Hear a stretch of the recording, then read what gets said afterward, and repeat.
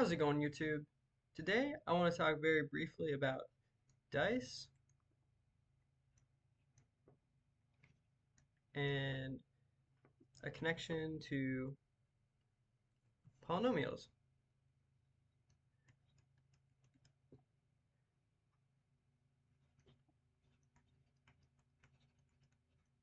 Okay, so to start, I'm going to briefly talk about the motivation behind this. So, motivation.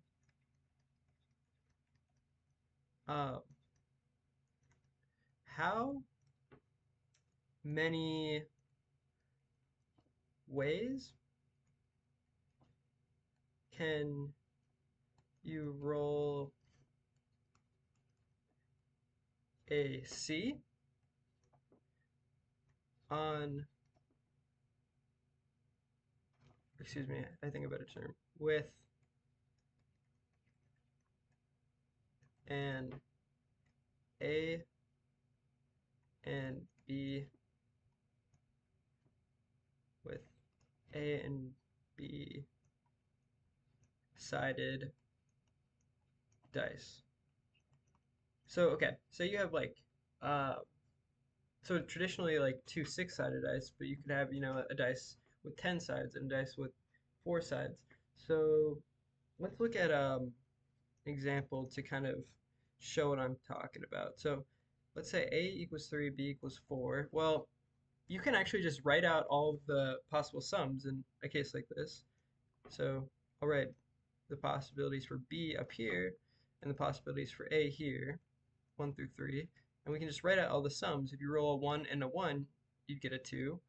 And similarly for all these.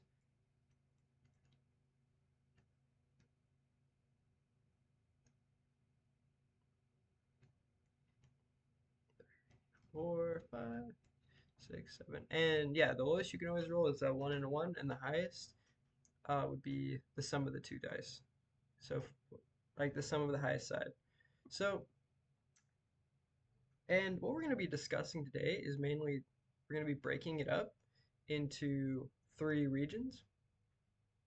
We're going to be investigating these three regions here. Okay, great. So let's generalize this a bit in general. In general, we'd have 1, 2, 3 to B. And down here, we'd have 1, 2, 3 to A. And this is going to be 2, obviously. And then let me actually do this. So we write this chart out. We're going to have three regions. We're going to have this region here, and I'll label them in shapes. Just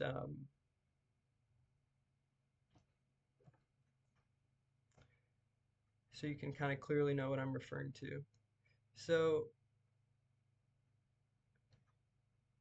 yeah, there's three regions. The square region here, this region here, and finally this region.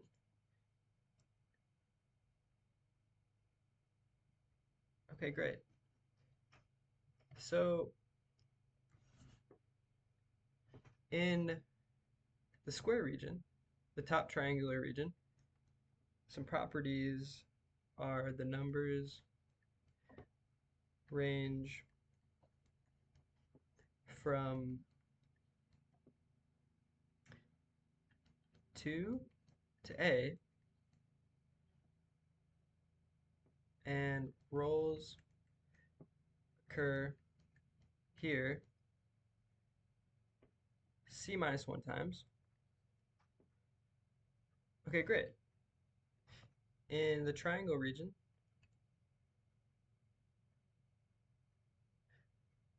the numbers range from A plus 1 to B plus 1. And all of this is actually not too hard to derive, and you could check my work if you feel inclined to. Um, I definitely could have made a mistake, but Anyway, rolls in this region occur, and they actually just occur a times. And we can kind of do a sanity check too, real quick. So what I'm saying is, for example, in the square region, it would be this region up here. And if we're after how many ways to roll 3, then we'd say, well, 3 minus 1 is 2, so there would be 2. And then let's say we're after 2, that'd be 2 minus 1, so one way to roll a 2, and 2 ways to roll 3. Okay, so that checks out. And you can do similar checks like, so rolls occur in the middle triangular region, the 8 times. So let's say we're after, you know, how many ways to roll 4 or how many ways to roll 5. Well, that's going to be A, which is 3. And we can see here that it is indeed 3 ways to roll 5 and 3 ways to roll 4. So that checks out as well. But so in general, the rolls occur in these two regions, C minus 1 times and A times, respectively. Um, Now finally, in the bottom right triangular region, we have the range being, oofta. We have the range being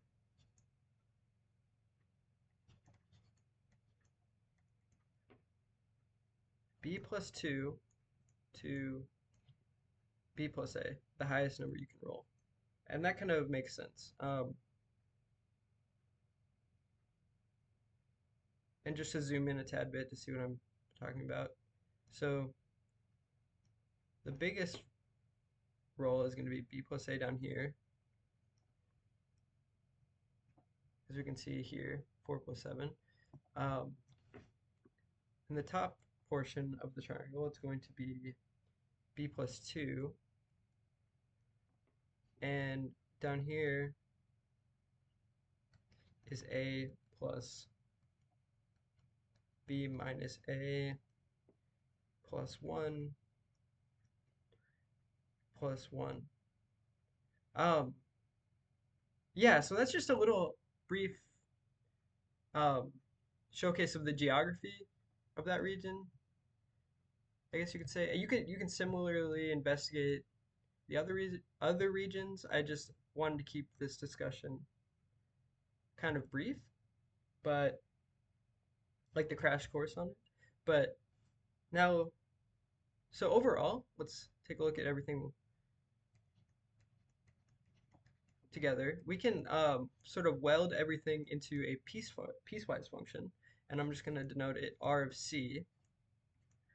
And so C is the roll you're after, R of C is the number of ways to roll it, and we can combine all the stuff we learned from these regions. And so if you're in the range 2 to A, that's going to be C minus 1, A plus 1 to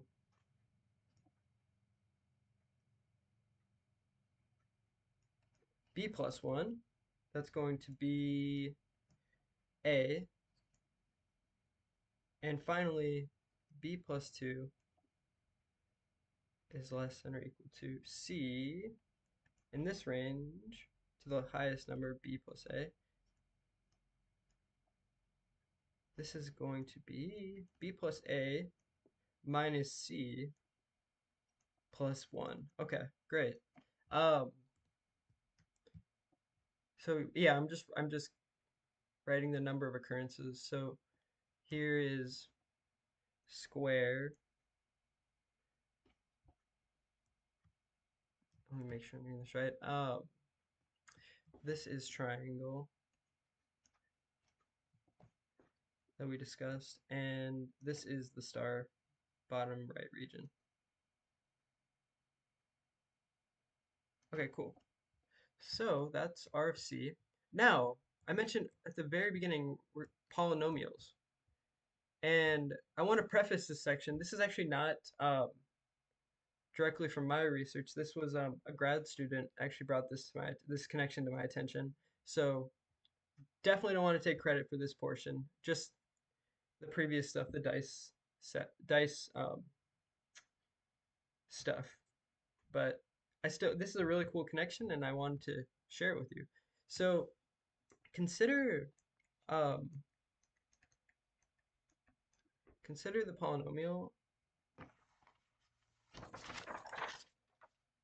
Consider x1 plus x2 plus x3 times x1 plus x2. So this form. And if you expand, you get 1x to the 7th plus 2x to the 6th plus 3x to the 5th plus 3x to the 4th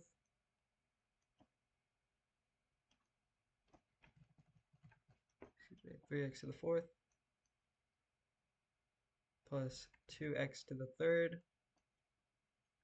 plus 1x to the 2nd. Okay, great.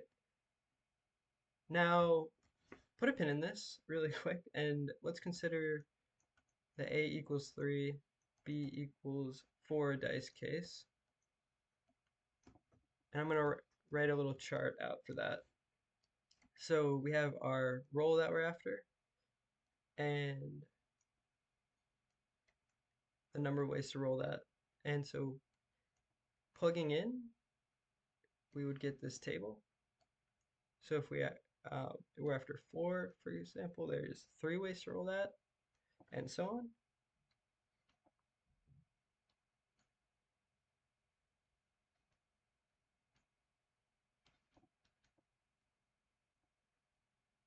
So 1. Okay, great. Now, for a moment, consider the power of an arbitrary term in our polynomial and the coefficient q in an arbitrary term. Okay, let's see. So, okay.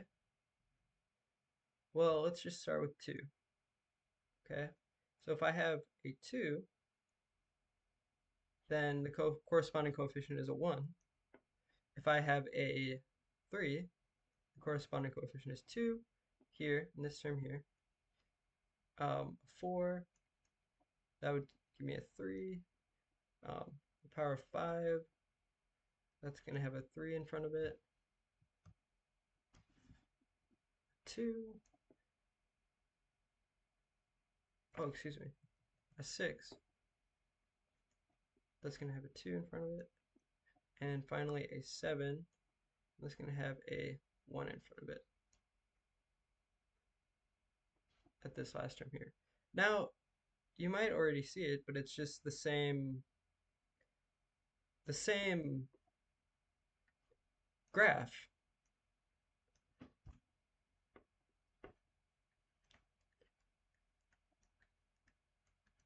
So this is really interesting. What does this tell us? Well, what it's saying is you can express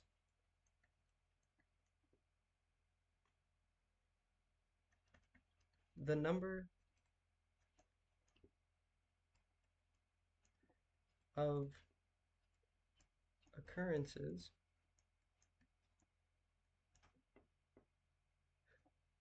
for C on an A B-sided dice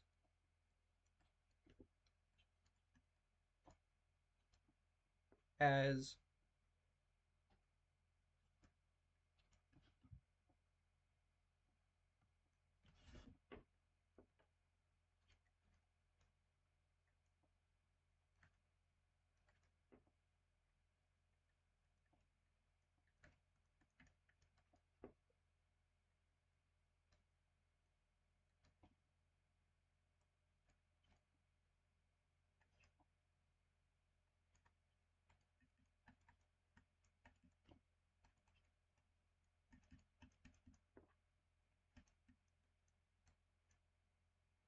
It's a b. Is this polynomial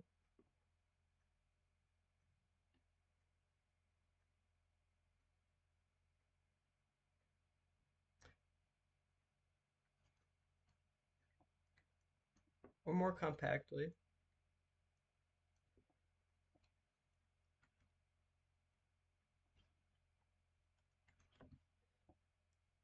you can express it as a generating function,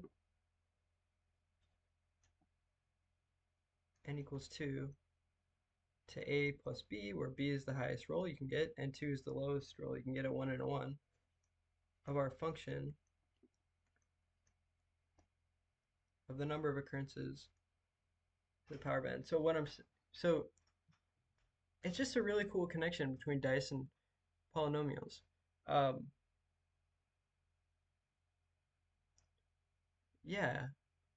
So effectively, our formula for dice takes in powers of this polynomial and it spits out coefficients, which is pretty cool. In the expanded form, it takes in powers and it spits out the coefficients, and those coefficients being the number of occurrences.